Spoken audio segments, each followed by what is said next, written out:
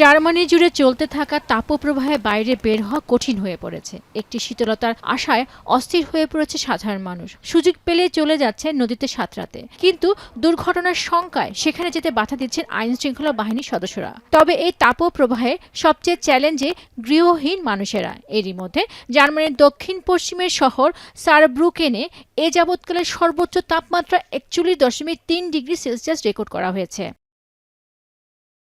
এমন পরিস্থিতিতে জাতিসংঘের আবহাওয়া সংস্থার প্রতিনিধিরা বলছেন, চলতি সপ্তাহে পশ্চিম ইউরোপকে অসহনীয় তাপমাত্রা ফেলে দেওয়া তাপপ্রবাহটি পূর্ব দিক থেকে সরতে শুরু করবে। এছাড়া জুন মাসের রেকর্ড ভেঙে কিন্তু ইতালিতে চলতি সপ্তাহে দাবদাহ তীব্র হওয়ার পাশাপাশি তা 40 ডিগ্রি সেলসিয়াসে পৌঁছাবে বলে ধারণা করা হচ্ছে।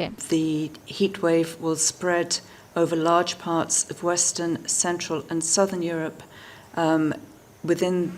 by the end of this month, and will increasingly shift towards the Central Europe and the Balkan area.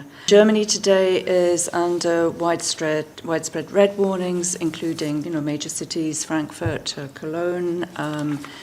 In Switzerland, closer to home, the northern city of Basel set a national new June record temperature yesterday of 38 degrees.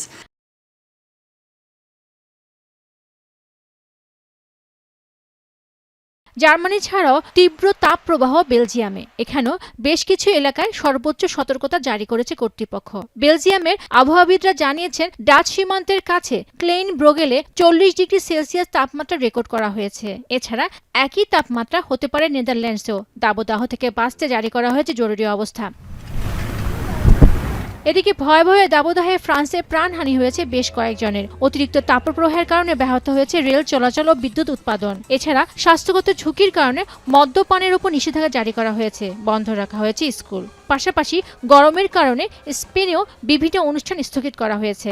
এদিকে প্যারিসের অনেক অ্যাপার্টমেন্টে শীতাতাপ নিয়ন্ত্রিত ব্যবস্থা না থাকায় রাজধানীর বিভিন্ন শীতল স্থানে ভিড় করছেন বাসিন্দারা।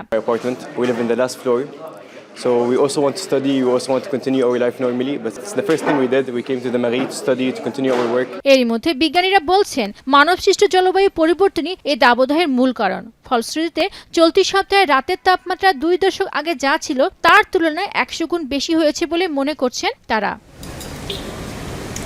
পেনুকা সুলতানা, এখন বিশ্ব।